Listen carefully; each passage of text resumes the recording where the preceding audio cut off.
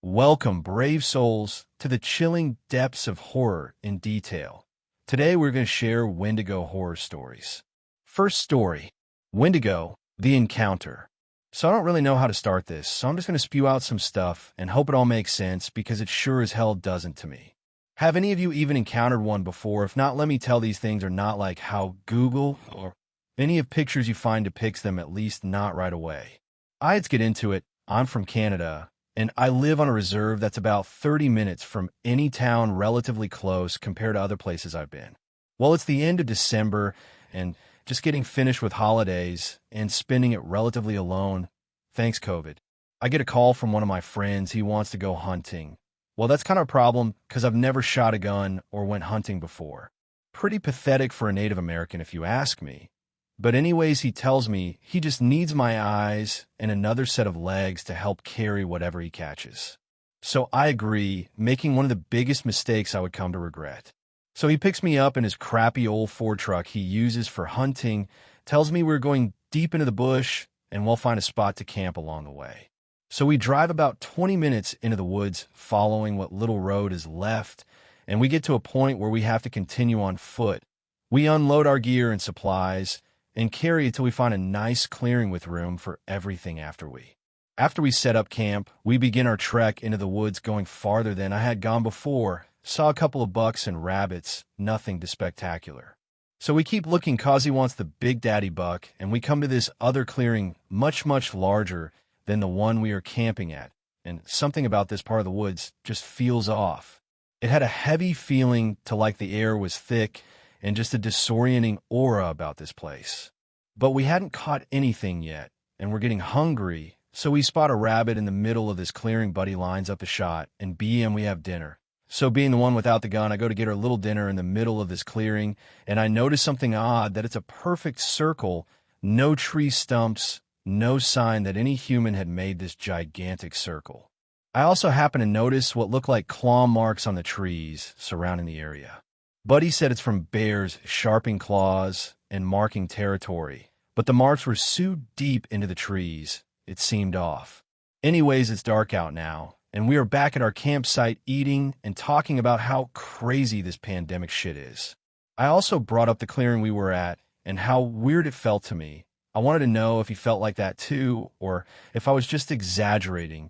My anxiety makes me do that sometimes. To which he said, yeah. He noticed a change in the air too, and said it made him feel dizzy and worn out, but he also said it just could have been from the long day we had.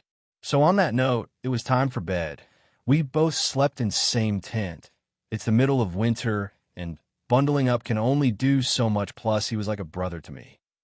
It had to be around 1 a.m. when we both woke up to sound of the most horrible scream I'd ever heard. What was that? Was my first, though. I'm guessing my friend was thinking the thing as he looked at me with fear on his face. I know because I was afraid too. So he grabs his gun, loads a round into the thing, and we just sit there for a while and listen. Now I know my friend is at least safe, he's got a gun, but I have nothing. Fear and my anxiety start getting the better of me. So I ask, where's the hatchet we use to split wood? Out there by the fire, he said so. I tell him when I open the tent, grab the hatch, and when I jump in, you seal the thing back up. I open the tent, and as fast as I can bolt to grab that hatchet. As I go to turn around with hatchet in hand, I'm quickly greeted by my friend shoving me down by the back of my neck. He put his finger up to his mouth to tell me to be quiet, and we listen. In the distance, I can hear the slow sound of crunching snow and a faint, high-pitched guttural growl. Now I'm in full panic mode. We don't even have to say anything to each cause we both know our hunting trip was over, and it was time to leave. All we had to do was make it to the truck in the dead of night. It sounded so easy. But it wasn't, and I knew it from the moment I heard, I'm going to fire a warning shot. Before I could even open my mouth to tell him no, it was too late. The shot rang in the distance, and for a moment there was silence. Then we heard a scream so soul-piercing it felt like it lasted forever. It definitely echoed and lingered much more than this gunshot did. It was petrifying. I never heard such a haunting scream before that I was literally frozen in fear. Then we could hear whatever made this scream was charging right for us with the sound of crunching snow getting closer and closer. We looked at each other and just ran in the direction of the truck. frantically sprinting, calling out to each other to make sure the other hadn't fallen behind. We're almost there, we kept telling each other as we were weaving through trees, making a beeline to the truck. Try to ignore the sound of this growl that sounds like it's right in my ear, but I can see the truck, we're going to make it, we're getting out of here. As we come up to the truck, my friend makes it to his side and unlocks both passenger and driver side at the same time. As I open the door, he does so at the same time, and then he's gone in a flash of white. This thing had gotten him, ran at him with such force that when it tackled him, it shook the truck side to side. I stood there in shock. I call out to him, but all I can hear are screams and a couple gunshots, and then dead silence again. I know in my heart that my friend is dead, and so am I. If I don't get out of here, I go over to the driver's side and find the keys on the ground. He must have let them go when he got tackled. I hop and start the damn thing, whip it around in the direction I needed to get out of here. Then I saw it.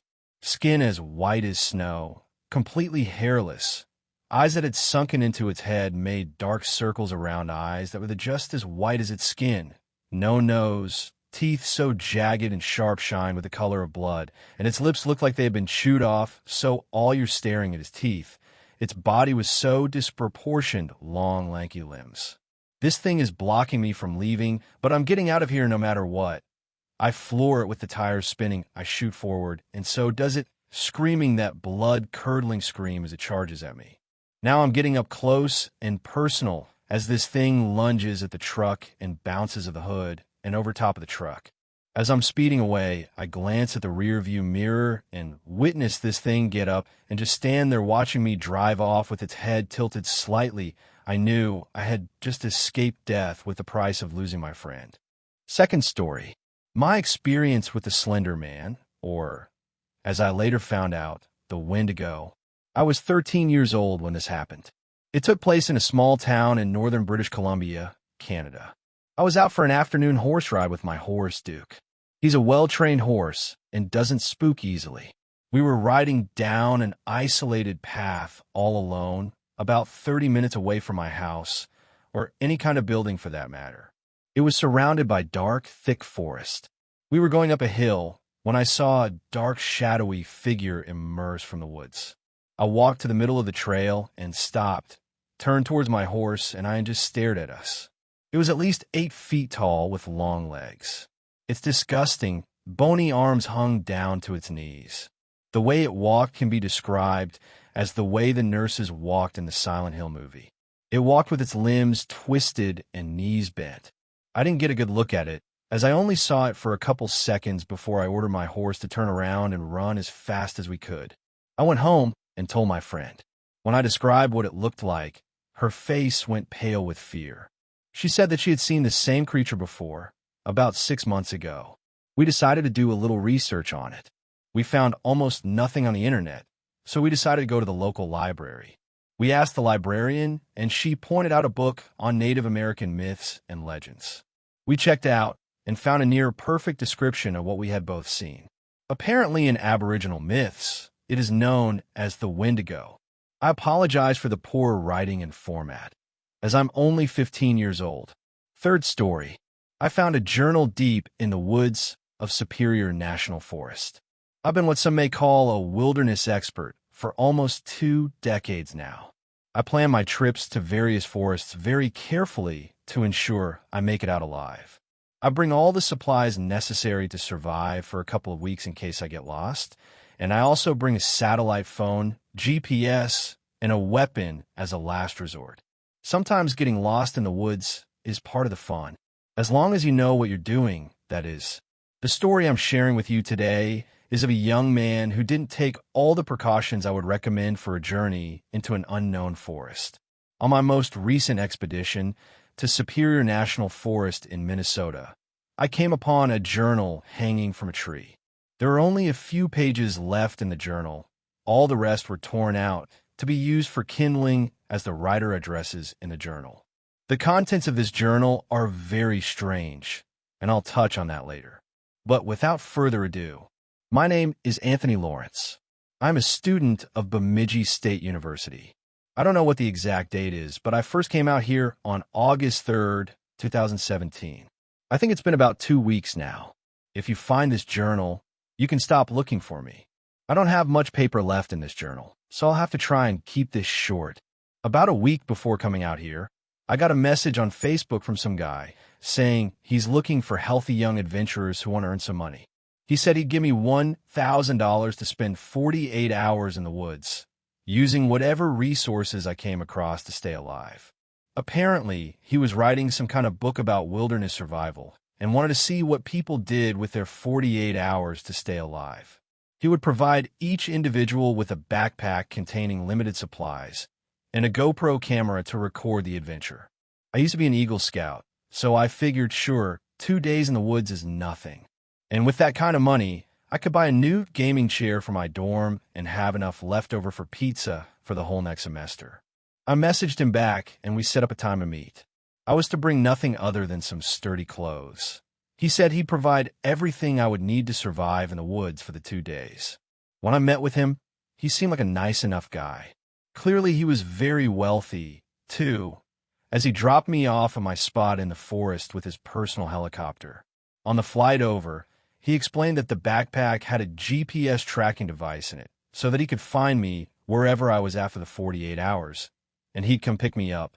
I thought it was safe to assume this guy knew what he was doing, considering all the prep work he'd put into this, so I trusted him. He dropped me off and flew away. I spent the first few minutes sorting through what I had in the backpack. There was a simple pocket knife, which I stuffed into a front cargo pocket on my pants for quick access. I was given a small journal, which I also put in my cargo pants.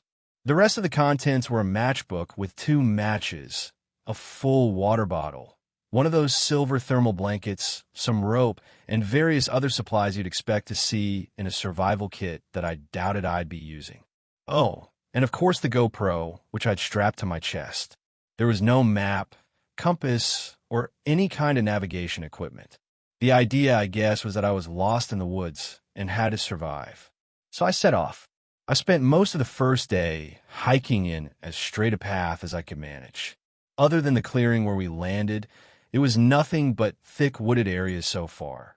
My first goal was to find a source of water I could come back to when needed, but so far no luck.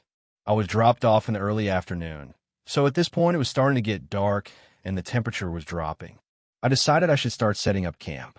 I gathered various small branches and brush from around the area and found a small clearing where I could start a fire without setting the whole forest ablaze. I used the tiny pocket knife to cut off smaller branches from the surrounding trees and got a decent-sized stockpile of wood for the night. I had to make use of some of the pages from this journal for kindling to get the fire started and carefully lit one of the 2 matches I had to get it going. So far, so good. I took out the thermal blanket and laid down to sleep next to the fire. I awoke before the rise of the sun. The fire was just a mess of ash at this point, and I didn't want to waste my other match, so early getting another fire started. So I packed everything up and set off again. After several more hours of hiking, I finally heard something that was music to my ears running water. A stream. At this point, my water bottle was nearly empty, so I was ecstatic that I'd be able to finish it off and refill. 2 days out here for $1,000? Easiest money I've ever made. I followed the sound of the water to a small stream that seemed to go on for quite a way. After filling my bottle, I decided I'd follow this stream in the direction it was flowing from, ideally to find a lake or something. I still had plenty of daylight left, so I kept going. I was getting pretty hungry at this point, so it'd be nice to find a lake with some fish in it, but even in the worst-case scenario, I could last 2 days without food no problem. It was getting dark again, and the stream I was following was getting wider, but still no lake in sight. I should have just set up camp right then while I still had daylight, but I was determined to find this lake, and kept going. After a couple more hours, it was just too dark to continue. There was some moonlight shining through the leaves above, but not much. Not enough to keep following this stream. So I did the best I could to gather up some more wood for another fire in the dark of the night, and set up a makeshift campground again. I started the fire with pages from the journal for kindling again, and used my last match. I hunkered down and went to sleep, excited to find this lake the following morning and get some food before the guy picked me up to go back home. Loud cracking woke me up in the middle of the night branches, breaking from all around me. I sprang to my feet, startled. I wasn't sure what kind of wildlife was out here, but it could very well be bears or wolves. Adrenaline began pumping through my body, and I tried to listen for where the sounds were coming from, but I could barely hear over my heartbeat. I had to do something, though. I couldn't just stand here like an idiot waiting to be eaten. Whatever kind of animal this was, I felt like I'd be safe if I could climb one of these trees. As the cracking of branches grew closer and louder, I began to climb a big pine tree near me, with plenty of branches making it easy enough to climb.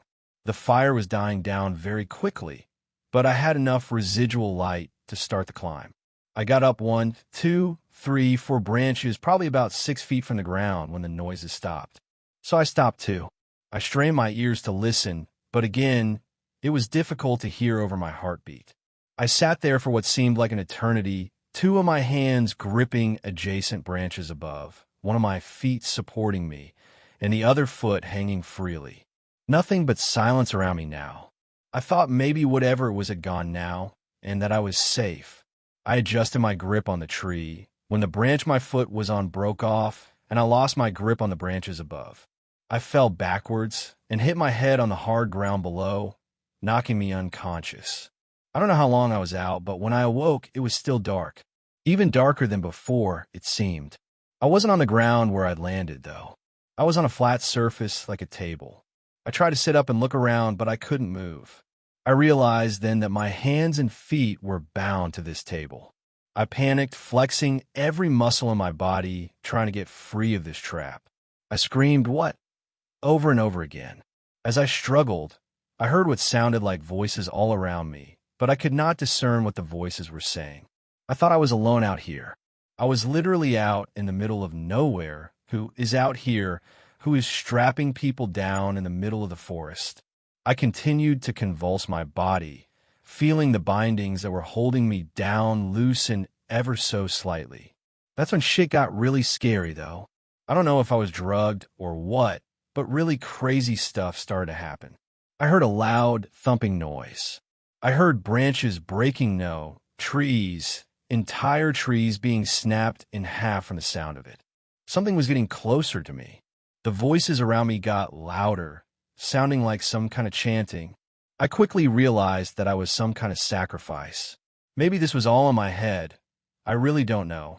The absurdity of it all makes it difficult for me to believe that whatever was happening was real.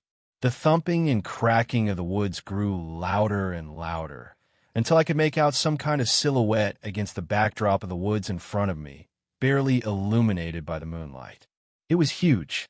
Whatever it was impossibly huge. I was freaking out like I'd never freaked out before. I screamed as I continued trying to get free of the bindings holding me down, as I watched the forest being torn down in front of me, the chanting from the voices growing louder and louder. The beast was probably 100 yards away from me when I got one of my hands loose. My face was a mess of tears and snot from crying, which I hadn't realized I'd been doing until now. I broke my hand free and quickly wiped away at my face before getting to work on the other bindings. Once I had that one hand free, I was able to make quick work of the other bindings. I got my other hand free, and the creature let out a deafening roar. The chanting voices around me stopped. I hastened my pace and shakily got to work on the bindings on my feet. After a mere couple of seconds, I was free of these as well. I sprang up from the table and began to run. I fell over almost immediately. I was incredibly dizzy. They had to have drugged me. I got back up and continued running away from the beast. I could still hear the forest being torn down behind me, but I did not turn around to look.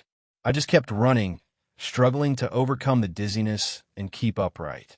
Whatever this thing was, it was either very slow or just didn't care enough to pursue me. After a few minutes of running, I could no longer hear the creature, the breaking of the trees, or the chanting voices. But I did not stop. I could not stop. Even if the creature didn't continue in my pursuit, chances are the source of those voices would not let their sacrifice get away that easily. Eventually, I saw the sun rising on the horizon, and I figured I'd been running for long enough. I stopped, leaned back against a tree, and slouched to the ground. I was so scared and in so much pain from the fall from the tree, the bindings on my hands and feet, the tumble to the ground when I got free, and all the thorns and shit I ran into during my escape. I put my head between my legs and sobbed uncontrollably. Once I was done with my episode, I wiped off my face with my shirt and assessed my situation. I no longer had the backpack or the GoPro. In my cargo pockets, I still had the small pocket knife. I wish I'd realized sooner that I still had this, and this journal. But that was all. I almost had a psychotic break when I realized that without that backpack, the guy who brought me here had no way of finding me. I had to get myself together and figure out what I was going to do. The stream I was following the previous night was nowhere near. I had no idea where I was in relation to the stream, my starting point, or even the sacrificial area I'd just run from. I was lost to begin with, but now I was really lost. They say that if you get lost in the woods, you should stay where you're at so that you're not continually running away from whatever search parties they may send to find you. But I couldn't do that. Not with whatever that creature was out there, and the cultists or whoever they were that were helping it. I had to keep moving, and I had to come up with a plan on how I was going to get that backpack back.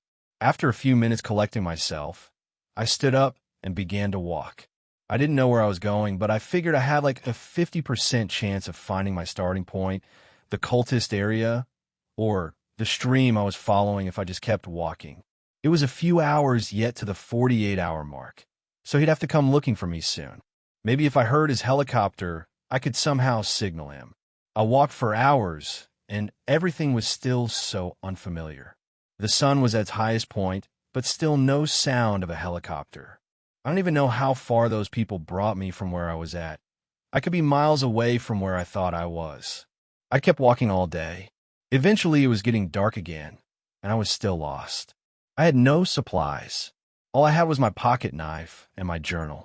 Well, one thing I learned in my time in Boy Scouts was how to start a fire by rubbing a couple of sticks together. So I took out my pocket knife and got to work on gathering wood. I knew I wouldn't be sleeping tonight. It was too risky, but I at least had to keep warm. After probably an hour of rubbing a couple of sticks together, I never really had the patience to get this to work before. I finally got a fire going. I had to use more pages from the journal to get the fire started. So at this point, I figured I needed to conserve the pages. I didn't know how long I was going to be out here. As anticipated, I didn't sleep at all. I just sat by the fire all night, trying to keep the flames small as to not draw any unwanted attention. Nothing ever came to bother me, though. Morning came, and I'd been out here for almost 3 days now. I was overcome with hunger and thirst. If I was to be out here for a while, I absolutely had to find that stream again. I tried to remember which way I was walking those first 2 days based on the position of the sun. I think I figured it out and started walking the opposite direction, perpendicular to the way I had been walking the day before. I walked all day in that direction, and still nothing. So I set up camp and actually slept a little bit that night. The next day, I finally found some water. I don't know if it was the same stream I saw before, but it didn't matter. At least I'd be able to survive a little bit longer. I brought my face down to the stream and gulped directly from it like an animal. I was amazed at how much I was able to drink and how satisfying it was. I used some of the water to wash my face and feet and set off to follow the stream to its source. I followed this stream for several days. I didn't want to stray too far from it, as it was the only thing really keeping me alive. Eventually, though, I came across a larger portion of the stream where I saw several frogs and tadpoles. I was fucking starving at this point. I didn't care how disgusting it was. I was going to eat these frogs. So that's what I did. I started a small fire using the same technique that I was starting to get pretty good at, and I cooked some frogs and ate them. People say it tastes like chicken, and well, they're not wrong. I continued this routine of following the stream for the next couple days, and it was getting wider. I was starting to think that I had found my way again, and my theory was confirmed when I saw the ashes of my fire from the second night. Luckily, I had daylight to work with this time. This is where I fell from the tree, and they took me away somewhere. I'm not an expert tracker by any means, but there were definite signs of broken branches that I was able to follow, hopefully, to where they brought me to. I followed this trail for a long, long time, and when I was starting to think I wasn't going to find what I was looking for, I saw it. I saw an opening in the forest where that beast had come through, and I saw the table where they strapped me down. I kept my distance, assessing the area. I didn't see any signs of human or animal life, but if they took my backpack, it had to be near here. That brings me to now. I'm writing this all down just in case I fail and I don't get the backpack. I'm going to hang this journal from a nearby tree. If I don't come back for it, that probably means that whatever is in these woods has killed me. And like I said, you can stop looking. Whatever that thing was, if it wasn't in my imagination, I have no doubt that it could kill me without much trouble. If you're reading this, I am definitely dead. And that's all there was. There were no more blank pages to write on if he wanted to. He had used up the rest of these pages for kindling, I guess. I searched around the area. I found the journal to see if I could find any evidence of his encounters, but I don't see any cavities in the forest from a large creature, and I don't see any kind of table that he might have been bound to. There's no sign that any of this actually happened from what I can tell. The date he wrote down was 2 years ago, so I did some research. As I mentioned earlier, there was something really strange about all this, and I'm not talking about the creature he described. It's likely that the knock on his head had him confused, and his mind was filling in the blanks for something that didn't really happen. I looked him up on Google first and found a missing persons report from August of 2017. So he definitely existed, and this wasn't just some prank journal somebody left in the woods. Then I looked him up on Facebook. His last Facebook post just said, "Going camping for a couple days, won't have phone service. Talk to you all soon." So he didn't really tell people what he was doing. I got a hold of the boy's family and gave them this journal and tried to get more information from them. Obviously, this was very hard for them to take in, but curiosity got the better of me, and I had to know more. I convinced them to sign into their son's Facebook account, which they were able to get into as his password was saved on the home computer, and to look for the message he talked about in the journal. We found the message he described in his journal from the guy offering $1,000. Only thing is, this guy was a ghost. He never existed. His name doesn't turn up any results, and if it truly was a wilderness survival guide author, I would for sure have found something. But no, it all seemed to be some kind of scam. Whoever this guy was, he actually convinced this kid to go to the woods by himself, promising to pick him up after 2 days, likely with no intention to actually follow through. How many kids did he do this to? Was there actually some kind of cult out there he was working with, bringing them sacrifices? Well, hopefully the police will be able to find something out. I doubt I'll ever hear the results of their findings, but I just really hope they find this guy. I'll leave you with a little piece of advice. Never go out into the woods alone, especially without any kind of communications or navigation equipment. And for the love of God, let someone know where you're going. Fourth story, the wrong deer. Whenever I tell this story, I always start it in the same way. I don't care if anyone believes me. Either you do, and so you can empathize with me, or you don't, so you think I've created this terrifying experience out of thin air. Either way, it doesn't matter to me. This story is completely true. There is something stalking the mesquite thickets of East New Mexico. Several years ago, I was working at a dude ranch in southeast New Mexico. My job was incredibly enjoyable, and I made some of my closest friends out there, including my fiancée. The landscape was absolutely gorgeous. The ranch occupied almost 2,000 acres of rolling prairie and scrubland, with the back half being thickets of cactus and mesquite. The edge of the property was part of the Tonkawa River with a huge field leading down the hill to the bank. I'm creating a map of the property because locations will become important to the story. The first time I saw anything that gave me pause was one of my first nights at the ranch. We were due for some rain that night, and in the morning I had to demonstrate how to start a fire to a group I was taking out on trail. Not wanting to embarrass myself with wet wood, I had the bright idea to go gather some before it started raining. Unfortunately for me, this was around 10 p.m. and was the only bright thing that night. We were about 40 minutes outside the nearest town, and with the sky being overcast, my weak little flashlight barely illuminated the path ahead of me. We had this huge old oak tree just right in front of the tree line, and that was my destination. After a bit of a walk, you got to the tree and started piling wood in a bucket I brought. I've never had much of a problem with being out in the woods at night, but that night was so dark, it was difficult to keep my thoughts from straying into eerie places. After a couple minutes, I felt like I was being watched. I started to glance around, but the hair-raising sensation of no longer being alone became a bit overwhelming, and I was less and less confident being out there. As I turned around towards the trail, I froze. Staring out of the darkness were two glowing green eyes.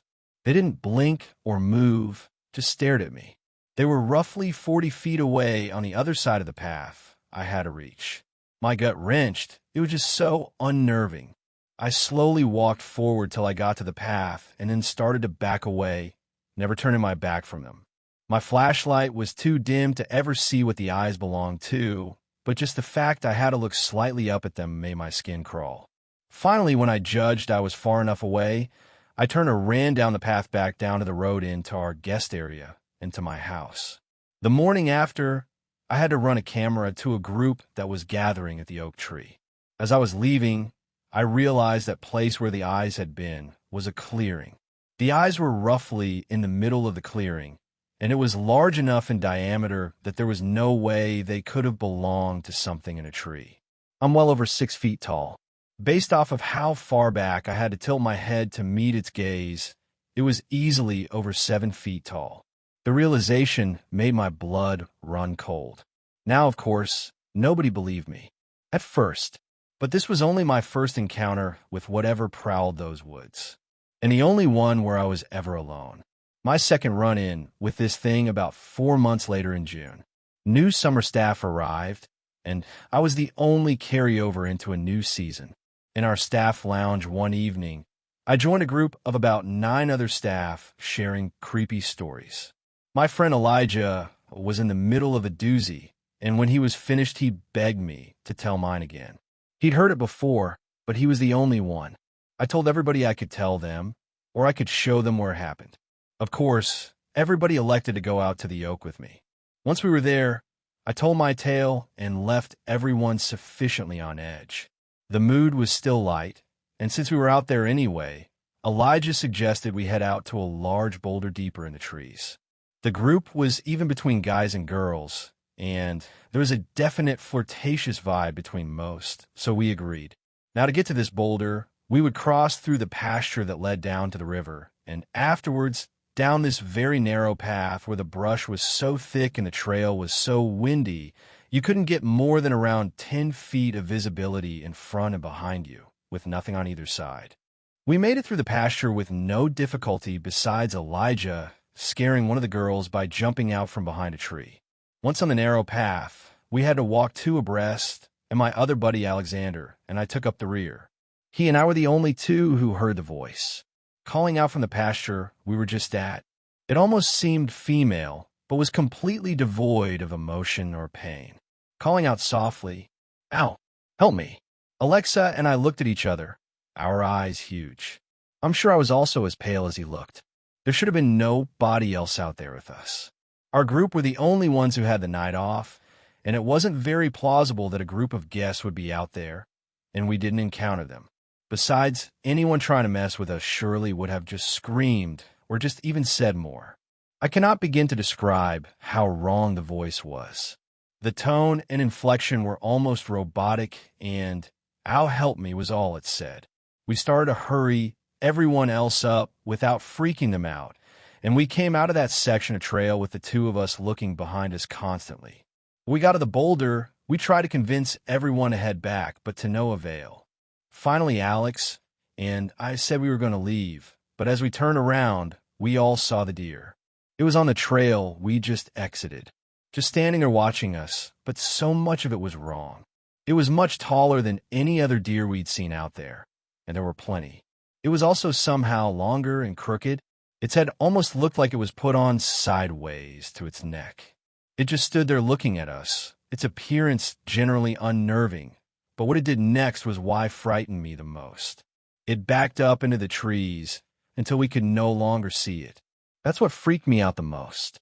Every deer I've ever seen either turns outright and runs away, or just freezes till you get too close.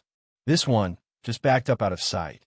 It was such a simple movement, but it was so unnatural, exactly like the call for help. We all looked around at each other nervously for a few minutes, then scrambled off the rock. When we were all huddled in a group, we ran together past where we'd seen it last, tore across the pasture, and past the oak tree, till we stood panting on the porch of the lounge. We never really spoke of that night together again, but I always include it in any retelling of this story. I have one more large encounter, the one that made me refuse to go back in the woods after dark. One thing you must understand is that there were several months between these three accounts. Enough time for me to think, surely whatever that was isn't still here, right? The final time I went out into those woods was with my now fiancée. She and I had just started officially dating about a week before this terrible camping trip. I'd grown up camping as a kid, but she'd never been. Wanted to share with her something I found incredibly meaningful to my early life. I convinced her to join me for a one-night trip out into the woods. My plan was to go out there Friday evening through Sunday morning, and since she had to work Saturday, she joined me for my final night out there. Friday night was completely uneventful. I pitched my tent out off of one of the dirt access roads in one of the spots used for overnight groups. It was a very average solo camping trip. I enjoyed myself completely. The next Saturday, my fiancée Haley drove up the dirt road to join me. It was once again a very nice evening making hot dogs and s'mores, and after a couple beers, we retired to the tent. As we settled down for the night, we both heard something out in the woods. Haley turned to ask me if I'd also heard something, but I regretfully snapped at her to be quiet. There was no anger, but at that sound, the other two frightening stories I had were at the forefront of my mind. The sound we heard was very faint. If it hadn't lasted more than a few seconds, it could have been dismissed as wind, but it lasted much longer. It was singing, but completely toneless, devoid of any kind of humanity. It grew steadily louder, making wide half circles towards our campsite. Our site was in a clearing off an access road. We were way out past the boulder from a few months previous. This clearing was surrounded by prickly pear and mesquite, basically creating a massive barbed wire fence around us. The only clear spot was the path that led to the road, but the singing was coming from the opposite end of the clearing. Something was out in the woods, making its way through thorns and scrub, singing in a language we'd never heard before. Haley looked as terrified as I felt. I unzipped the tent and peered out with my light into the tree line. I couldn't see anything, but I could tell from the singing that whatever it was just out of my view, less than 100 feet from the tent. It knew where we were and didn't care if we knew where it was. I told Haley to run to the car. She scrambled out of the tent and ran through the dark towards her car. I followed, barefoot, only in shorts, with my knife and phone clutched in my hand. We made to the car as the singing became deafeningly loud. We sped back to our lodging and spent the night wide awake in her room, her lying on her bed and I propped against the door, occasionally checking the windows. Well, in the morning, we drove back to pick up our stuff. The tent had been torn apart. Everything else was ransacked. A horrible odor pervaded the clearing. What sent shivers down my spine, however, were the massive scratches and gouges in the tree nearest where the tent lay scattered. We finished up our contract and quickly moved to Colorado together. We also work a ranch up here, and I'm glad to say nothing about the woods up here feel malevolent. I've never heard any singing or seen any wrong deer, or been asked for help from any weird voices. I'm completely content to stay far away from the mesquite thickets of New Mexico for the rest of my life. Fifth story. Not sure if it was a Wendigo, but something odd happened. When I was 8 years old, both of my parents worked full-time. My dad was predominantly on third shift at his job, and my mom was an elementary school teacher. We lived literally right up the road from my grandparents in a very small town. It was getting close to my 9th birthday when I contracted strep throat and scarlet fever. I was severely sick, could barely speak, had the first case of cold sweats that I remember in my life, and could barely pull myself out of bed to even use the restroom. I was absolutely miserable, and of course, being as young as I was, I didn't take the pain very well. My poor mother was at a loss of what to do with her working and my dad needing to use daylight hours to sleep. The first day I was sick, perhaps it was a Tuesday. My birthday would fall on a Friday. My dad stayed up most of the day with me, made me food, let me sleep in his lap on the couch, wiped my forehead down, made sure I took my medicine, etc. But on the second day, my grandmother had called and offered to let me stay at her house so my dad could sleep. He said yes, and woke me up around 7 that morning to drive me up to her home.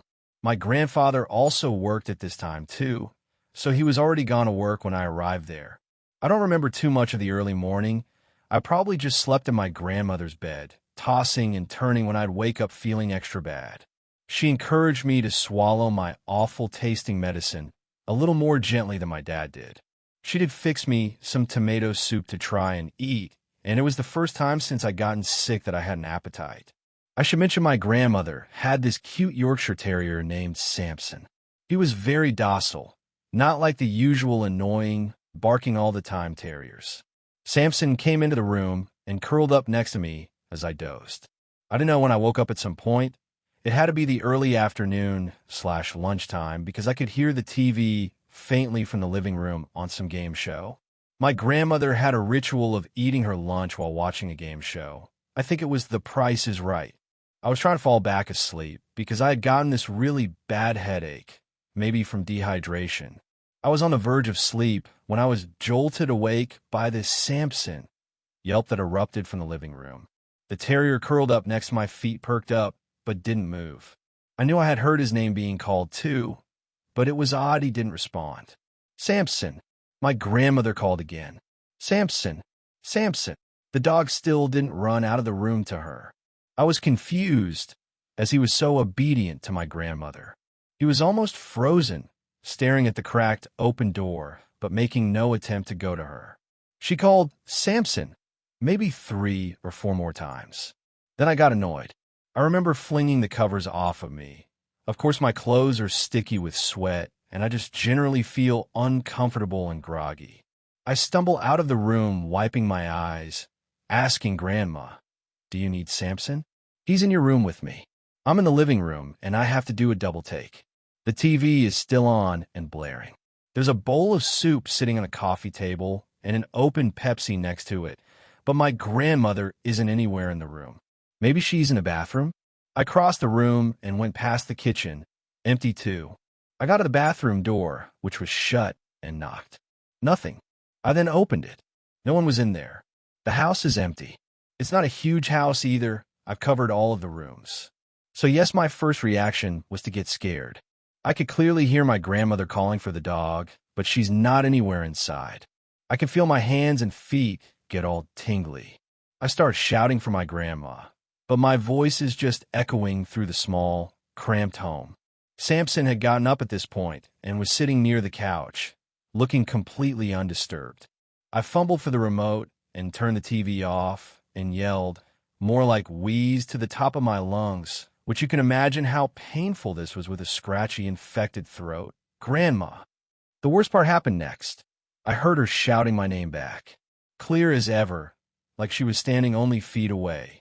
I start crying now, scared out of my mind. I feel like maybe it has to be a ghost.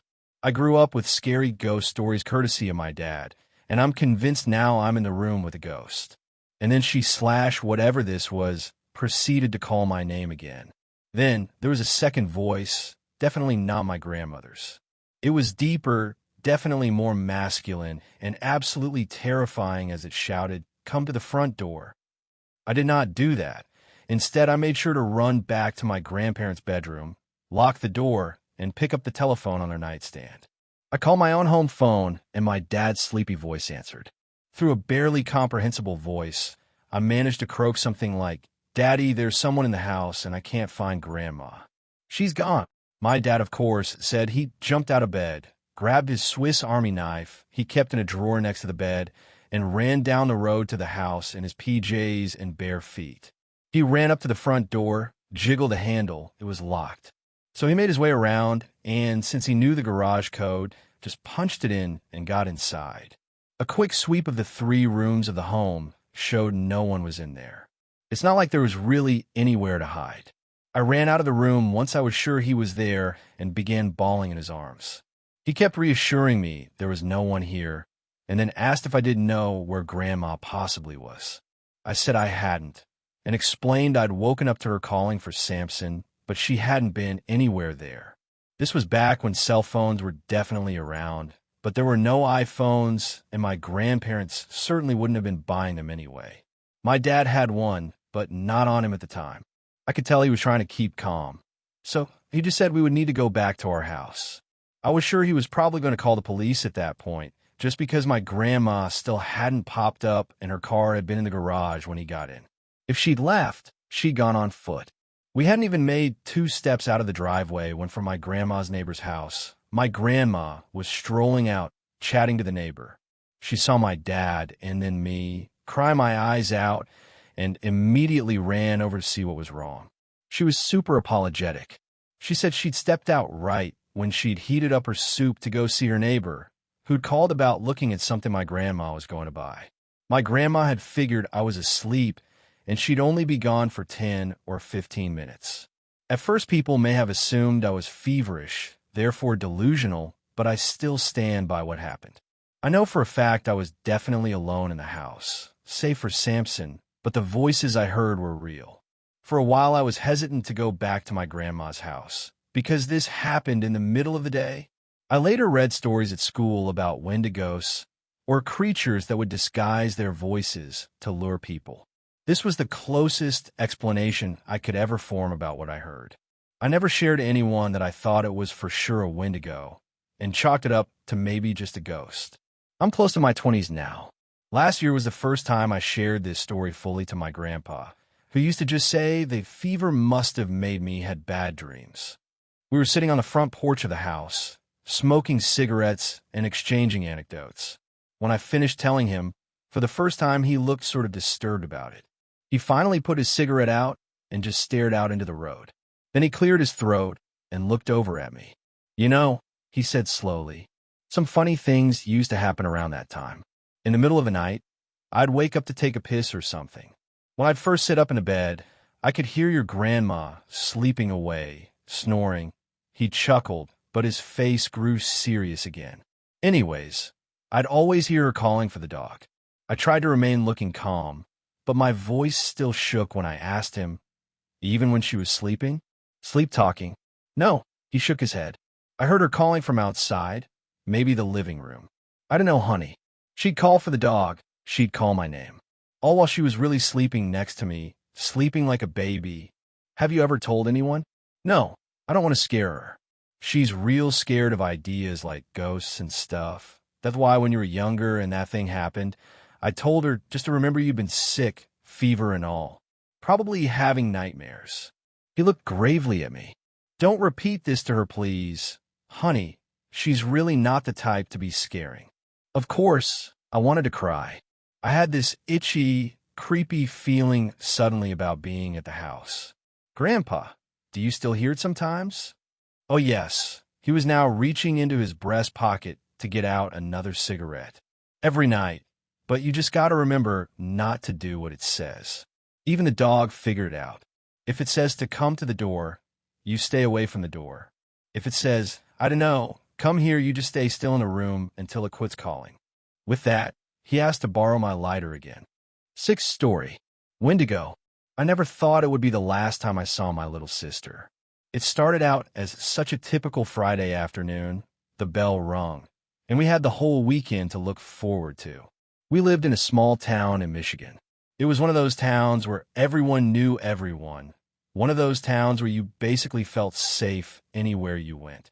We lived in a small split-level house. My little sister and I shared a bedroom, and my parents were directly across the hall from us. Our house backed onto a deep, vast forest, and through the middle of the forest was a river.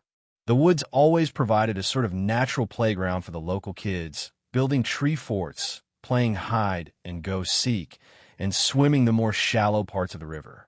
My little sister and I felt especially lucky. The woods were essentially my backyard, and we really felt like they were ours. Our parents were fine with us playing in the woods. They just had one rule: don't cross to the other side of the river. The woods on our side of the river were quite well traveled by all the locals. By age 7, you knew them like the back of your hand. The other side of the river, however, was much less traveled. It was our town's myth, kind of our own scary claim to fame. The Mi'kmaq tribe had largely settled the area around our town, so there were a lot of stories based on Native American culture. Everyone's favorite story was about the Wendigo. A Wendigo is a Native American legend, supposedly a half-man, half-beast type creature. The rumor is that during a harsh Michigan winter, a member of the Mi'kmaq tribe and his hunting partner got caught during a blizzard. The tribe member's partner died, and with no food, the tribe member was forced to eat him. Native Americans believe that Wendigos are born when a member of their tribe is forced to resort to cannibalism due to harsh conditions, such as weather or a famine. And so, legend was born, and people began to believe that a Wendigo hunted for more flesh in our woods. Everyone from here has a story that they would be having a campfire in the woods, and all of a sudden a deep resonating roar would sound out through the forest. The belief around here was that the Wendigo would not hunt for you. So long as you stayed on our side of the river, the rest of the woods beyond the river belonged to him. As per usual Friday ritual, my friends and I filled our backpacks with our swim trunks, snacks, soda, and other trinkets to spend the rest of the day playing in the woods. As we were leaving, my little sister came running out of the house. I was 13 and she was 9. She was begging me to come spend the day in the woods with my friends and I. Normally, I would say no, but it was such a beautiful day, and she really was not much of a hassle to have along, so I said yes. There were 4 of us, including my little sister and I. It was 3 in the afternoon at the beginning of June, so we knew we would have daylight for quite a while. Off we went into the woods, taking the same trail that we took every time. The trail led us straight to the river, where we would set up a little camp and spend the rest of the day playing and swimming. A few hours rolled by, and we were pretty tired. There was not much left to do, so I suggested that we pack up and head home. Now, 13 can be quite a rebellious age, the age where you start to disobey your parents, maybe act out in school here and there, try a cigarette, pretty typical teenage behavior. "Let's cross to the other side of the river," one of my friends exclaimed. In my head, I knew this was a terrible idea. Growing up here, you barely have any rules to follow. Not going to the other side of the river was an explicit one. However, yeah, I've always wanted to do that, my other friends said in agreement. In my head, I knew this was a bad idea, but I also did not want to seem like a chicken in front of my friends. "Well, okay," I said cautiously. My little sister looked at me. Her big blue eyes were full of fear. I reassured her, telling her that nothing bad would happen. And so, we began to walk to the point in the river where it was shallow enough to walk across. We arrived, and I will be honest, the other side of the river looked like an entirely different world. It was darker. It honestly just had this entire unfriendly vibe to it. I brushed it off that it was all in my head. It was about 7:30 p.m., and the sun was beginning to set in the sky, though we still had plenty of daylight. We walked across the river. It was about ankle deep at this point, and the water was frigid here, a lot colder than it was where we were swimming. I put my foot down on the other side of the river. For the first time in my entire life, I had done what so many people who grew up here fear to do. Just standing there felt uneasy. It really felt like we did not belong there. But at the same time, there was that feeling of adrenaline pumping through my body, and it carried me as we began walking deeper into the woods. My little sister was attached to my hip. I felt bad. She truly had no interest in being here, but also wanted to appear brave in front of my friends. As we got deeper into the woods, the feeling of dread increased. The weird part is, it was not what I could hear. It's what I could not hear. There was not a sound, not a cricket, not a bird, not even the river. It was silent, deadly silent. The trees seemed so much thicker in this part of the woods. Not as much sunlight came through, so it was definitely darker, not just my imagination. Crack we heard in the distance. Everyone gasped. I cannot reiterate enough that it was silent. There was not a single noise coming from anywhere, but then to hear that distinct crack, it made my heart skip a beat. Probably just a deer. There's tons of them in the woods. One of my friends stated. At this point, I want to turn back, but for some reason we just kept going. The stories were echoing through my head about the Wendigo, about how foolish people over the years had dared to cross over to this side of the river, and how they were never seen again. As we continued to explore the uncharted part of the woods, another crack this time came from behind us. That one really startled everyone. We had all decided that it was time to head back. It was really starting to get dark. There was just one problem. This side of the woods was unfamiliar to us, and we were lost. My little sister began to cry upon realizing this, and while I was doing my best to settle her down, she was really scared, and I have to admit that I was too. The minimal light that was previously coming down from between the thick trees was now beginning to fade as the sun began to set. The darkness was becoming even darker, and we had not even thought to bring flashlights. The thought of Wendigo ran through my head time and time again, each time sending a sickening chill down my spine. We tried everything we could to find our way back to the shallow spot of the river, but it was to no avail. We could not even find the river to begin with. Crack we heard again from behind us, then a low rumble, a rumble that resonated through the trees. Whoosh, a gust of wind hit us from the side, knocking me back and knocking my little sister over. The rumble got louder, growing into more of a roar. "It's a bear!" screamed one of my friends. Whoosh, another gust of wind hit us, this time from behind. Crack. Whoosh, this time it hit us in the front, knocking all of us over. "Run!" I bellowed, and we all ran, leaving our backpacks behind. I had my little sister's hand in mine, essentially dragging her through the dirt and leaves on the ground of the forest. I could definitely hear something running. Fast footsteps. They would be behind us, then beside us, then gone. "It's the river!" screamed one of my friends. We all stopped as we approached the river's edge. It was too dark to tell if it was shallow or deep at this point.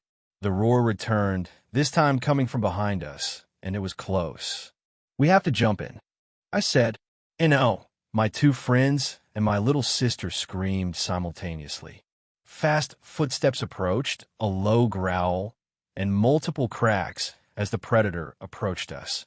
"Now!" I screamed, and then we jumped. The last thing I heard before my head sunk under the water was a roar.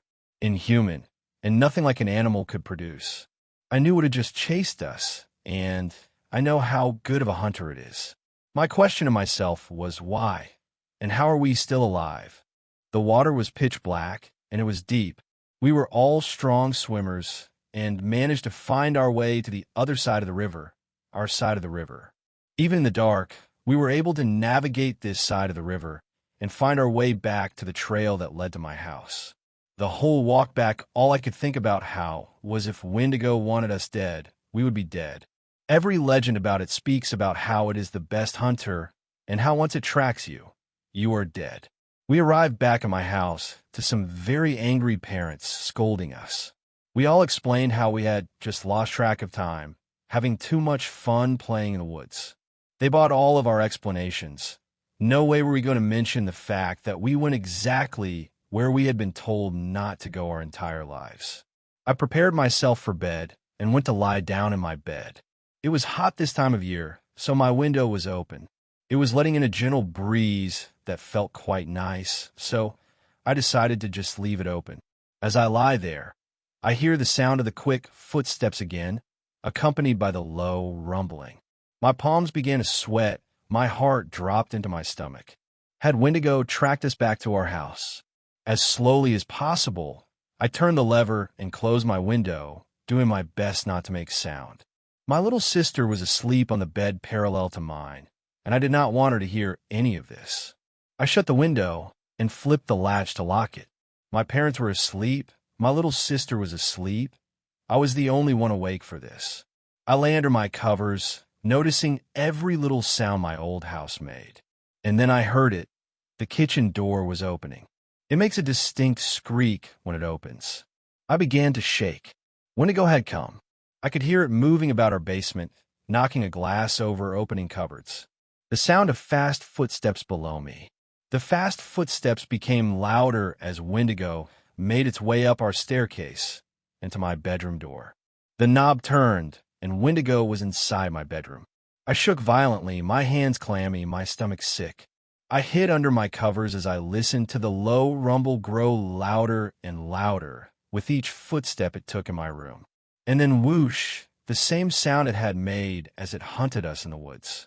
The rumbling had stopped, and the fast footsteps were gone. Wendigo, too, was gone as I emerged from under my covers. But where did it go? The sun shined brightly into my room the next morning, and I hopped out of bed. I went downstairs to find my parents sitting in the kitchen, my dad reading the newspaper and drinking coffee, my mom frying bacon for breakfast. "Morning, champ. You must have slept well after your big day yesterday," my dad said. He was right. It was 11 a.m., and I rarely sleep past 9:30. "The same for your sister," my mom said. "Why don't you go wake her up, champ?" my dad said. I immediately ran upstairs to our room, and to this day, it is still the most horrific sight that I have ever laid eyes upon. My little sister's bed was empty. "Mom, Dad, come quick," I cried out. They both ran upstairs. "Oh my God, where is she?" my mom said. She was already beginning to cry. We looked everywhere. She was not in the house. My parents looked outside, and within an hour, a search party had formed. They searched the woods top to bottom, but she was nowhere to be found. My parents believed that she had wandered off to the woods in the morning, fell in the lake, and drowned. But I knew why they could not find her. I knew why they would never find her. They were looking in the wrong side of the woods. Seventh story. A deer broke into my house. It will never leave. Some nights, I like to lie in bed awake, paralyzed with the fear that my wife will leave me. This particular night was one of those times. I was covered in cold sweat and lay on the mattress clutching the sheets while my beautiful wife, Angela, breathed slowly, rhythmically, next to me. It was insufferable. In the beginning, it was a kaleidoscope of passion that lasted until just after the wedding. Now, every small action she took felt like it was to spite me. Every movement of her deep blue eyes was done to look at another man.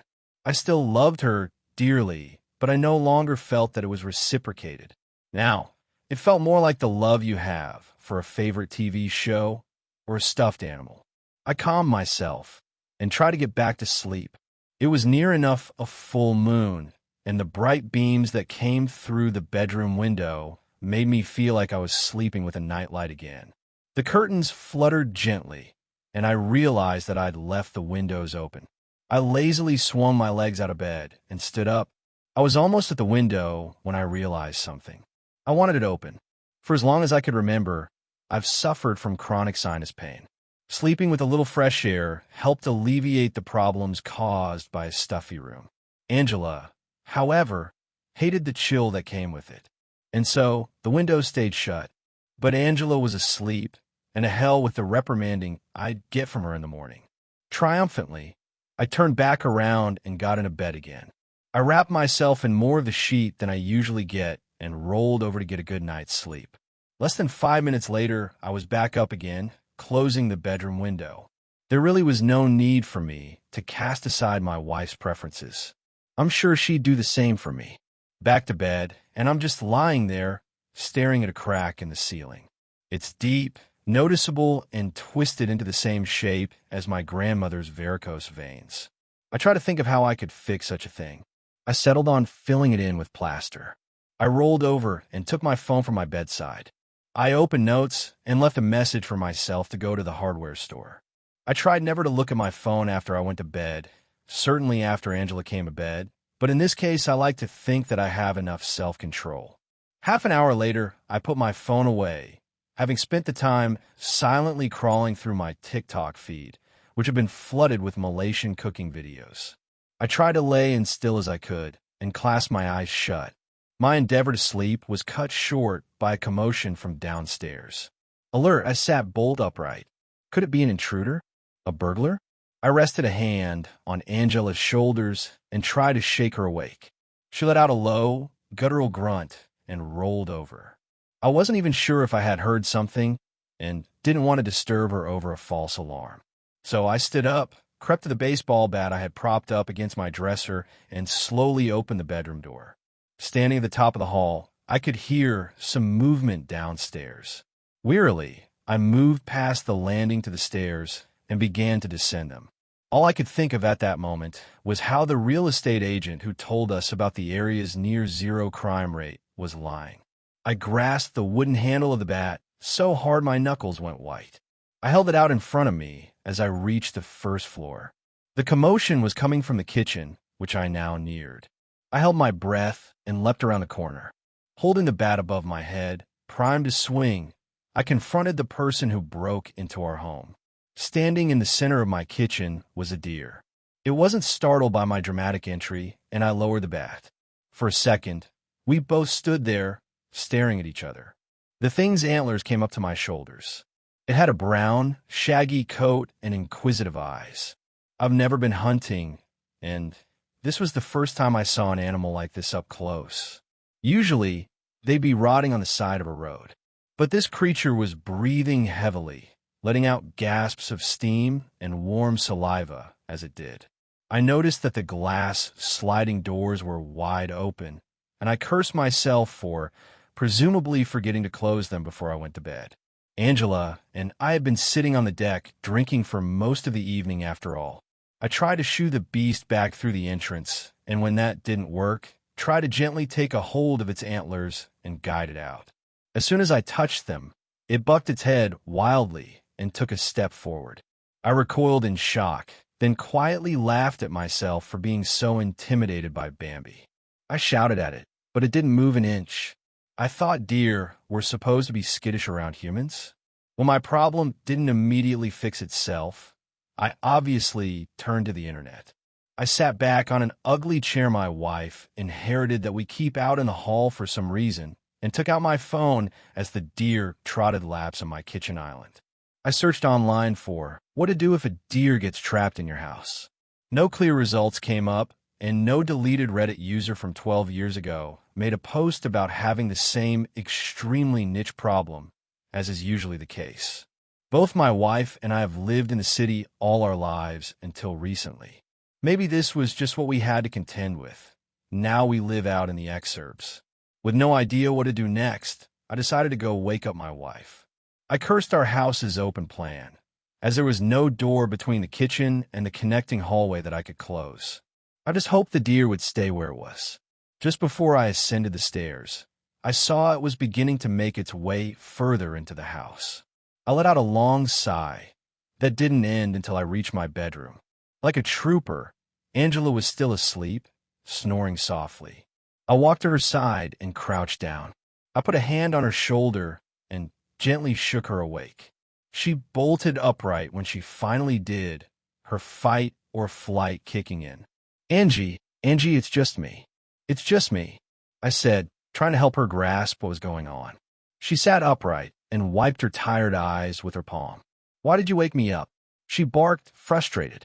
We have a guest, I joked downstairs. A deer broke in somehow. I think I left the patio doors open. A deer, she whispered, still half asleep. Yeah, I tried to get it out, but it wouldn't play ball. I replied. And why did you wake me up? Asked Angela. You know I have to get up at 6.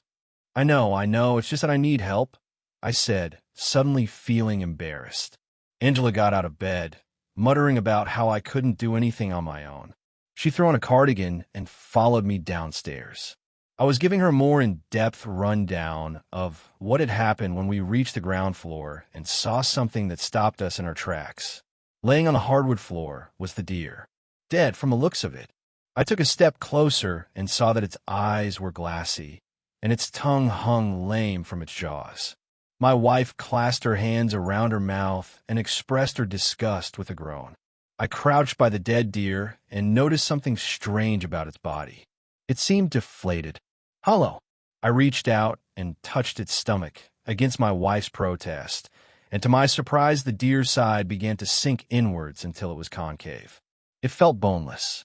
I took a frightened step back, and it was at that point that I noticed the long, perfectly straight cut that ran the length of the beast's belly. Blood and organs should have been spewing out, but there was no such thing. It was sterile. I stood up and turned to my wife. Before I could say anything, I saw that she was pointing. I looked, following her index finger, and my gaze found the basement door. It was now wide open. The only things we have in the basement are boxes for storage, and we hardly ever go down there. Guided by Angela, I approached the open door. I took one step into the darkness and felt around for the light switch. I flipped it on, but nothing happened. I flipped it again and again, but still nothing. Before I could ask, my wife went and got a flashlight from the kitchen. She came back, handed it to me, and urged me further into the basement. I descended the rotting, wooden steps. The walls were bare, made from raw concrete with exposed pipes running along them. I reached the bottom floor and found the piles of boxes we'd left down here when we moved in. Bits of old furniture and unloved family heirlooms were scattered among them. I gave it a once-over, but nothing seemed to be down here. Definitely not any member of the deer's extended family. I turned around and walked to the foot of the staircase. That's when I heard it. It was a low, creaking noise that froze me where I stood. I slowly turned back around and shone my flashlight at the source. The door to the old, mahogany closet that had been left to gather dust by the house's previous owners had opened, just a crack. I made my way towards it, my light illuminating the wooden behemoth. I stood just in front of it and grabbed the knob. With a shaking hand, I swung the doors wide open. I walked out of the basement and saw my wife leaning against a wall, looking at her phone and rubbing her eyes. She looked up and smiled weakly when I emerged. "Find anything?" she asked. I wordlessly handed the flashlight to her. "I think you should go down there and see for yourself," I told her without any emotion. She sighed, but took it and traced my path back down the old steps. As soon as she was in, I silently closed the basement door. I took the key that rested on the doorframe and locked it behind her. I rested against the now locked door and slid down it to the ground. I sat and whispered reassurances to myself that I was doing the right thing. I heard a clatter, then Angela started screaming. I covered my ears as she did. The noise was too much for me to bear. Then, the screeching that sounded like it was ripping through her throat stopped. I stayed where I was for another hour. Eventually, I stood and made my way to the bedroom. I lay in bed awake, paralyzed with fear. I closed my eyes when I heard footsteps on the staircase. I try not to react when my wife climbed into bed beside me. When I did fall asleep, close to sunrise, I dreamt of what I saw in the closet. It looked like a skinned body, with its emaciated arms and legs stretched to the proportions of a sloppy children's drawing. Its head vaguely resembled deer, with the fur pulled back to reveal tight sinew covering bone. The thing's eyes were bulging and milk white. With its size, I had no idea how it could fit into that small deer's skin or my wife's. That was a few weeks ago now. Since that night, I feel like my life has improved dramatically. Angela hasn't argued with or belittled me in weeks. In fact, I haven't heard her speak in over a month. Sometimes she leaves for hours, even days at a time. I rest easy, though, now knowing for certain that she isn't seeing someone behind my back. At night, we lay motionless in bed together. I like to trace the seam running down her abdomen with my fingers when we do. Thanks a lot for watching the video. Till the end, subscribe to Horror in Detail for more videos. Drop your suggestions in comment section.